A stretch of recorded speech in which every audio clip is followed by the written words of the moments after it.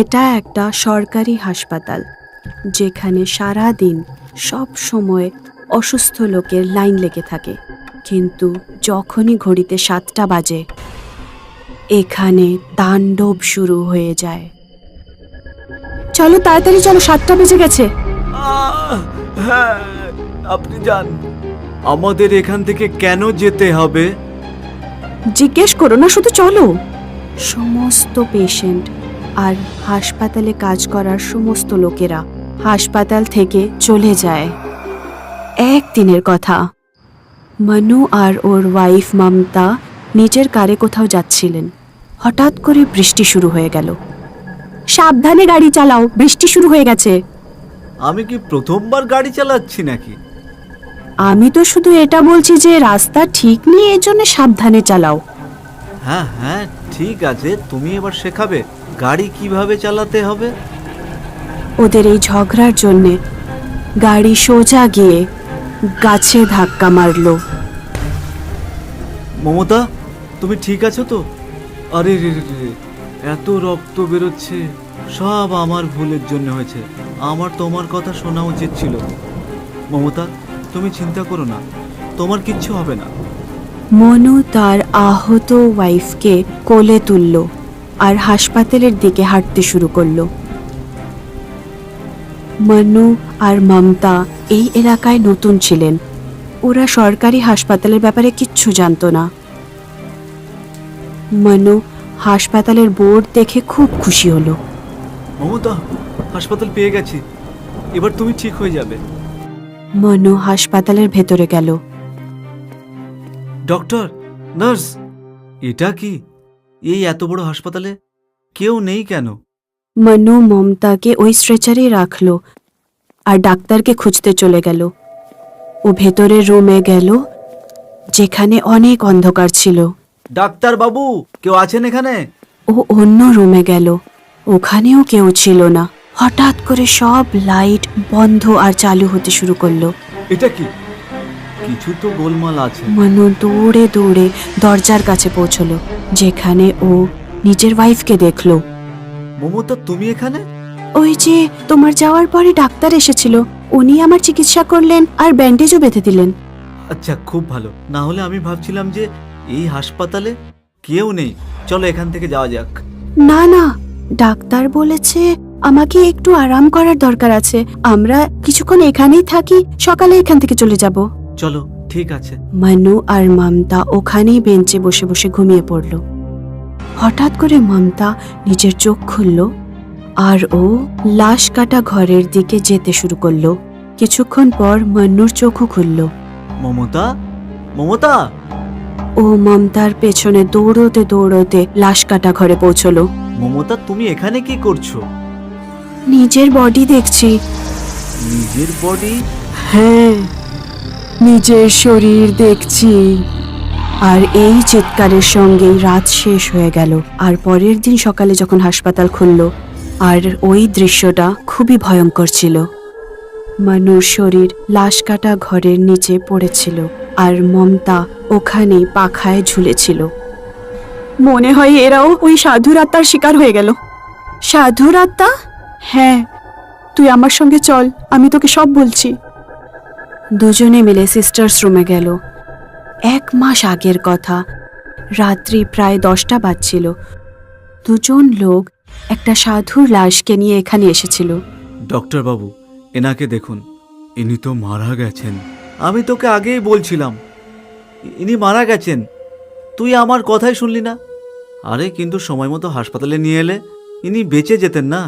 আরে এটা কি, তোমাদের গাড়ির নিচে এসে মারা গেলেন? না না স্যার, আমরা তো জঙ্গলে ক্যাম্পিংয়ে গেছিলাম, তখন আমরা এনাকে পেলাম। আমরা ভাবছিলাম যে এনার শরীরটা খারাপ, সেই জন্য ওনাকে মানবিকতার খাতিরে এনাকে এখানে নিয়ে এলাম।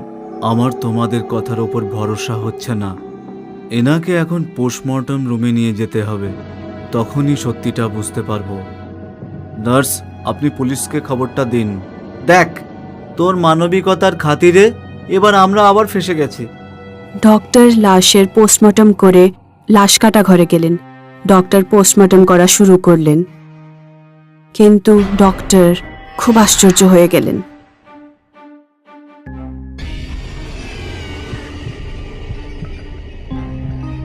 This is impossible. এনার পুরো শরীরটাই মারা গেছেন, কিন্তু হার্ট এখনো চলছেন। নার্স, এক্ষুনি হার্টকে অন্য কোনো হার্ট পেশেন্টকে দেওয়ার ব্যবস্থা করো এক্ষুনি। যেভাবে হার্টের নার্ভ কাটা হলো, ওই শরীর থেকে ওই সাধুর আত্মা বাইরে বেরিয়ে গেল। আরে ও ডক্টর, তুমি আমার তপস্যা ভঙ্গ করে দিলে, তুমি আমাকে মেরে ফেললে।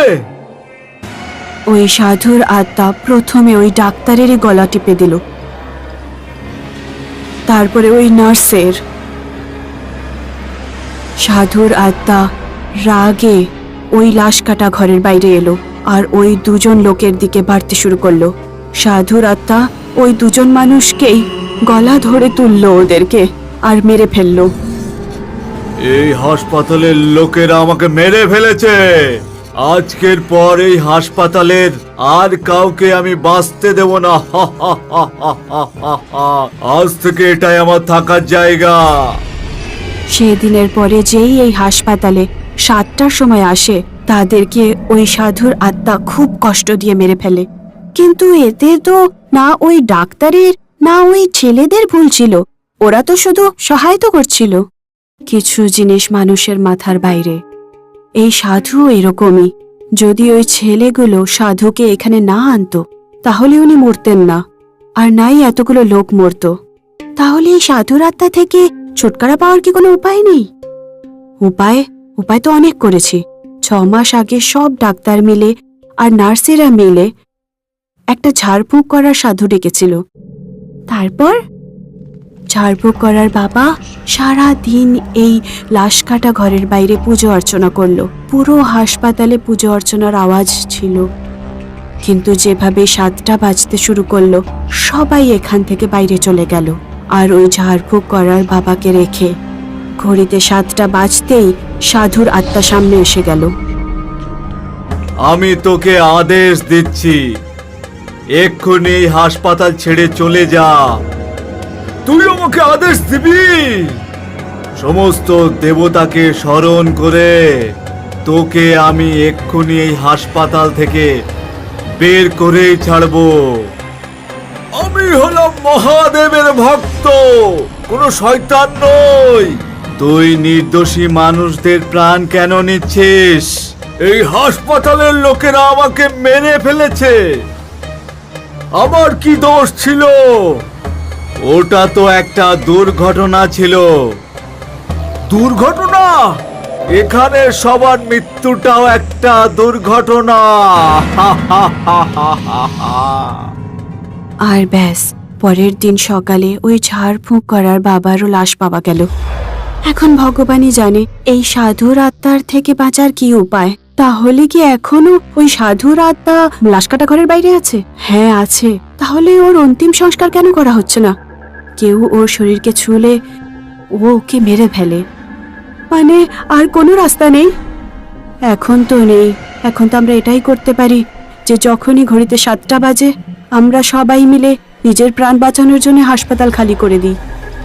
কিন্তু প্রত্যেক দিন এই লাশ কাটা ঘরে কারোর না কারোর লাশ পাওয়া যায়। আর রাত্রে সাধু জোরে জোরে হাসে।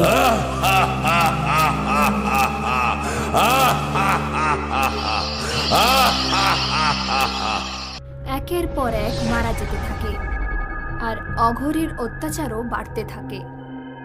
তারপর একদিন নার্স ডাক্তারের কাছে গেল। ডাক্তার, আমি জানতে পেরেছি যে পাশের জঙ্গলে আরও এক অঘরী থাকে।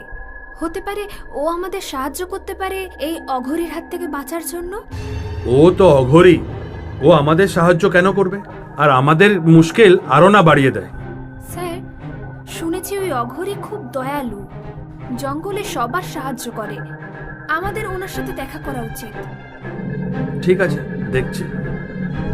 আজ রাতে আরও একটা ঘটনা ঘটল। 2 বন্ধু ওই জঙ্গলের মধ্যে দিয়ে যাচ্ছিল। আরে শোন না, আমি গাড়ি চালিয়ে চালিয়ে একদম থকে গেছি। কিছুক্ষণের জন্য তুই গাড়িটা চালা, আরে তুই তো কিছুক্ষণ আগে থেকেই গাড়িটা চালাচ্ছিস, আমি তো সকাল থেকে চালাচ্ছিলাম, কিছুক্ষণ আরেকটু চালিয়ে নি।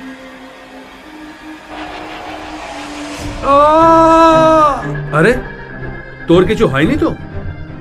একটু চোট লেগেছে, দেখ মাথা ফেটে রক্ত বেরোচ্ছে। তুই ঘাবড়াস না, এই পাশেই একটা হাসপাতাল আছে, আমি দেখেছি। তুই পেছনে বস, আমি গাড়ি চালাচ্ছি। অমর আর কুমার দুজন ওই হসপিটালে পৌঁছলো। Doctor doctor! কুমার ডাক্তারকে এদিক ওদিক খুঁজতে লাগলো। যখন সে একটা দরজা খুললো, তখন সে হঠাৎ করে অঘরীর এক ভূত দেখতে পেল। অঘরীর ভূত জোরে জোরে হাসতে লাগলো, আর তখনই ও কুমারের ঘাড় মটকে দিল।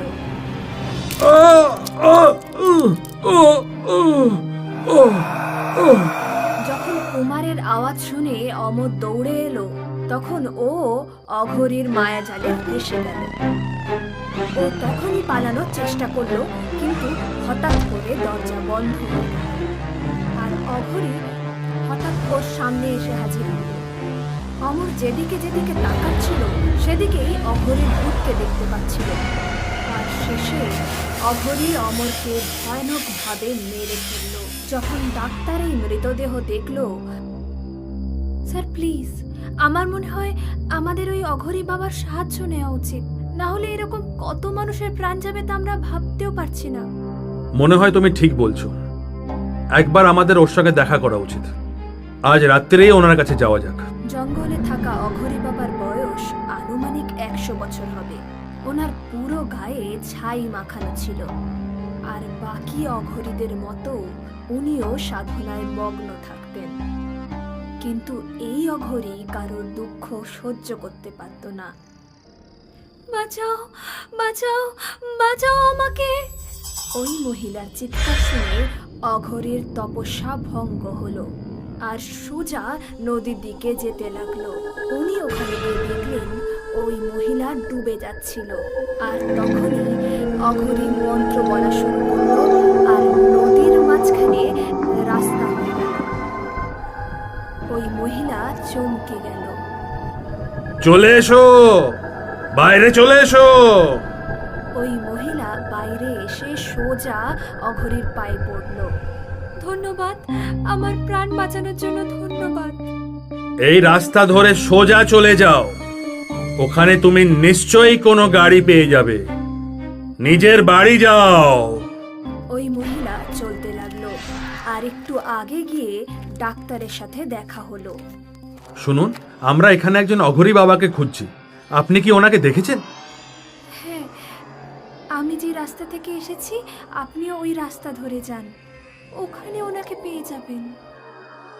ধন্যবাদ। ডাক্তার ও নার্সরা ওই রাস্তা ধরে চলতে শুরু করলো।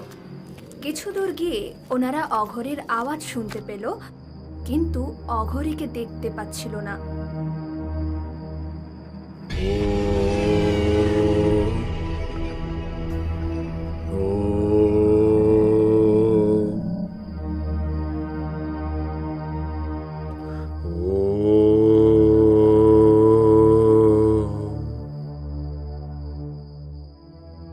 যখন ডাক্তার ও নার্সরা ওনাকে এদিক ওদিক খুঁজলো, তখন তারা দেখতে পেল অঘরী নদীর জলের নিচে তপস্যা করছে, শুধু তার হাত বাইরে ছিল।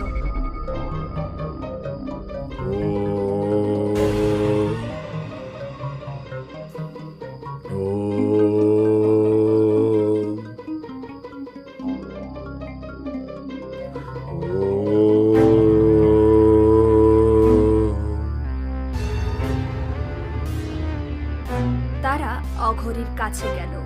ডাক্তার একটু কৌতূহলে ছিল, তাও সে অঘরীকে ডাকতে শুরু করলো। বাবা, বাবা, আমাদের আপনার সাহায্যের দরকার আছে। অঘরী তার চোখ খুলল, আর ডাক্তারের চোখের দিকে তাকিয়ে থাকলো।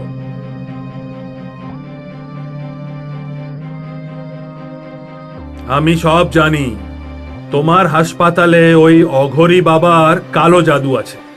ও বদলা চায়, এখনো পর্যন্ত অনেককে মেরে ফেলেছে। ওই অঘরীর মৃত্যু একটা দুর্ঘটনা ছিল, কিন্তু এখন ওই অঘরী নির্দোষ লোকেদের থেকেও বদলা নিচ্ছে। এটাও ভালো করেনি। এটা অঘরীদের ধর্ম নয়। ও আমার চেলা ছিল। ওর এরকম কখনোই করা উচিত ছিল না। চলো, আমাকে ওর কাছে নিয়ে চলো। বয়স্ক অঘরী ডাক্তার ও নার্সদের সাথে হসপিটালে গেল। যখন তারা হসপিটালে পৌঁছলো তখন তারা অঘরীর হাসির আওয়াজ শুনতে পেল আর একজন মহিলার চিৎকারের আওয়াজ শুনতে পেল।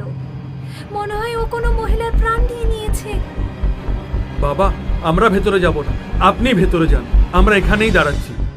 ও অঘরী নিজের গুরুর মান রাখবে।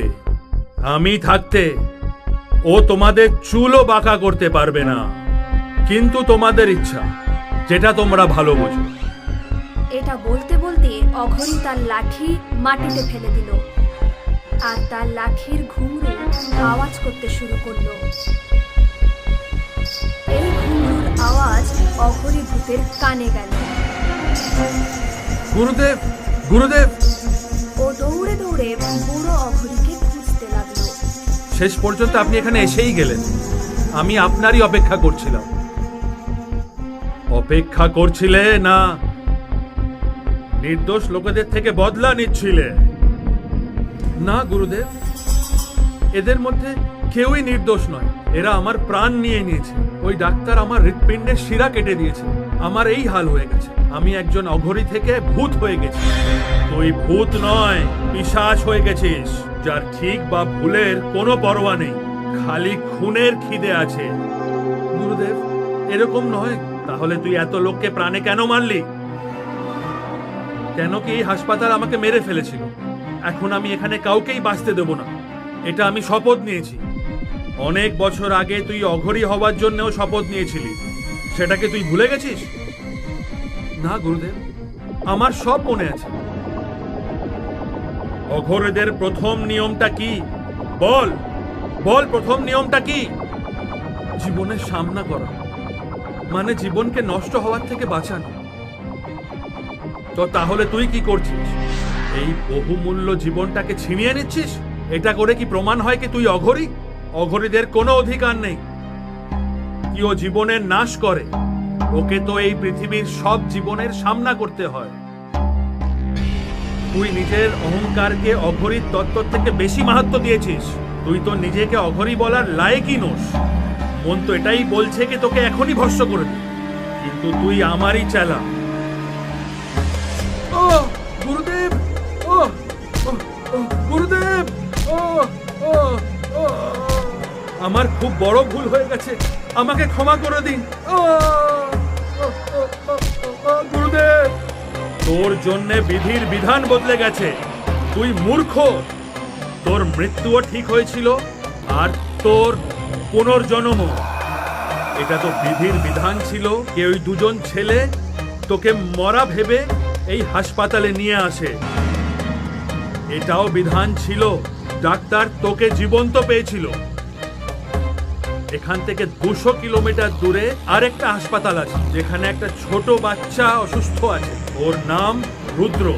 রুদ্র কোনো সাধারণ বাচ্চা নয়, এ মহাকালের পরম ভক্তদের মধ্যে একজন। এই বাচ্চার হৃৎপিণ্ডে ফুটো ছিল, কারণ এর ওপর অভিশাপ ছিল। তোর হৃৎপিণ্ড এই বাচ্চাটারই পাওয়ার ছিল, যেটা পেয়ে এই বাচ্চাটা বড় হয়ে খুব বড় কাজ করত। কিন্তু তুই সবকিছু বরবাদ করে দিয়েছিস। এখন যদি কাল পর্যন্ত তোর হৃৎপিণ্ড ওই বাচ্চাটার কাছে না পৌঁছয়, তাহলেও মরে যাবে আর সব দৈবিক কাজ বন্ধ হয়ে যাবে। না গুরুদেব, এরকম হবে না। আমার হৃৎপিণ্ড ওই বাচ্চাটা নিশ্চয়ই পাবে। আপনি ওই ডাক্তারকে ডাকুন। আমি তোর আত্মাকে আমার নিজের কাছে রাখবো। সময় আসার পর মুক্তি দিয়ে দেব। যা আপনার ইচ্ছা গুরুদেব। আসুন ডক্টর, ভয় পাবেন না। আমি আপনাকে কিছুই করব না। এর হৃৎপিণ্ডটা এখান থেকে নিয়ে যান আর রুদ্র নামক বাচ্চাটাকে দিয়ে দিন। কিন্তু আমি যদি এনার হৃৎপিণ্ডটাকে ছুঁই, তাহলে ইনি তো আমাকেও মেরে ফেলবেন। এখন থেকে আমি কাউকে মারব না। তুমি নির্দ্বিধায় আমার হৃৎপিণ্ডটা নিয়ে যেতে পারো। ডাক্তাররা অঘরের হৃৎপিণ্ডকে একটি কাঁচের জারে ভরে রাখলো। ওরা এই জারকে অ্যাম্বুলেন্সে রাখলো আর অ্যাম্বুলেন্স চলতে শুরু করলো। অ্যাম্বুলেন্স অন্য একটি হসপিটালে গিয়ে পৌঁছলো, আর ডাক্তাররা ওখানে ডাক্তারদের সাথে মিলে অপারেশন করলো আর অঘরীর হৃৎপিণ্ড রুদ্রের শরীরে লাগিয়ে দিল।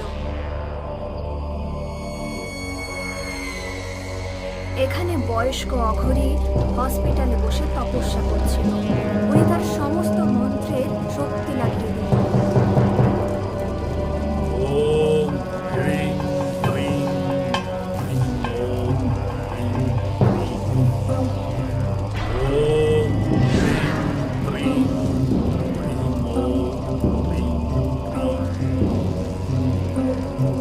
আর তারপর অঘরীর ভূত বয়স্ক অঘরীর বোতলে চলে গেল। বয়স্ক অঘরী ওই ভূতকে তার সাথে নিয়ে গেল। আর এখন হসপিটাল আগের মতো সন্ধে 7টার পরেও খোলা থাকে। শেষমেশ অঘরী ভূতের প্রভাব থেকে হসপিটাল মুক্তি পেল।